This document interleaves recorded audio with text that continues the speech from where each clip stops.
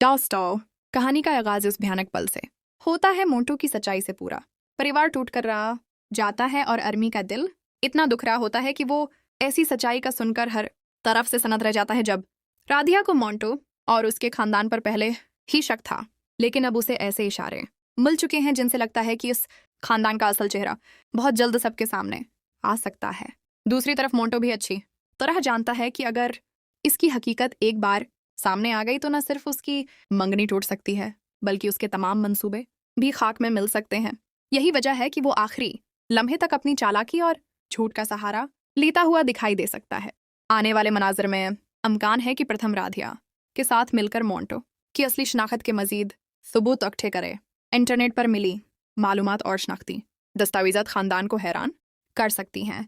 जैसे ही ये हकीकत सामने आएगी कि मोंटो ने अपनी असली शनाख्त छुपा रखी थी, घर के हर फर्द के चेहरे का रंग बदल सकता है। सबसे ज्यादा सदमा अर्मी बू को लगने का अमकान है, क्योंकि वो इसी शख्स पर सबसे ज्यादा भरोसा कर रही थी। इधर मोंटो भी खामोश बैठने वालों में से नहीं है। मुमकिन है वो अपनी जान बचाने के लिए एक और बड़ा झूठ बोल दे। वो खानदान को ये यकीन दिलाने की कोशिश कर सकता है कि ये सब उसके खिलाफ साजिश है और राधिया जानबूझ कर उसकी बदनामी करना चाहती है। अगर ऐसा हुआ तो चंद लम्हों के लिए पूरा खानदान एक बार फिर उलझन में पड़ सकता है कि आखिर सच कौन बोल रहा है। यही कशमकश आने वाले एपिसोड को मजीद दिलचस्प बना सकती है।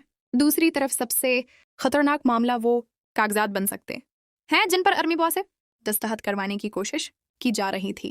इब्तदा में सबको यही लग रहा था कि ये आम कागजात हैं, लेकिन अमकान यही है कि जल्द ही हकीकत सामने आएगी कि वो दरअसल जायदाद से मुतालिक अहम दस्तावेजात थीं। अगर वक्त पर राधिया और प्रथम नाम पहुंचते तो शायद एक ही दस्तखत से पूरे खानदान की बरसों की मेहनत खतरे में पड़ सकती थी। इसी दौरान दादी जी को भी शदीद धचका लग सकता है। वो शायद खुद को कसूरवार महसूस करें कि उन्होंने एक अजनबी पर इतना एतमाद कैसे कर लिया। घर के बाकी अफराद भी हैरत में डूब सकते हैं कि आखिर इतने उरसे तक मोंटो ने सबको धोखे में कैसे रखा। हर तरफ सवाल ही सवाल होंगे, लेकिन जवाब सिर्फ मोंटो के पास होगा। प्रथम अपना गुस्सा काबू में ना रख सके और मोंटो का सख्ती से सामना करे। दोनों के दरमियान जबरदस्त बहस या हाथापाई जैसे मनाजिर भी देखने को मिल सकते हैं। खानदान के अफराद उन्हें रोकने की कोशिश करेंगे, लेकिन इस वक्त तक माहौल मुकम्मल तौर पर कशीदा हो चुका होगा। इधर बबलो भी मोंटो का साथ देता हुआ दिखाई दे सकता है।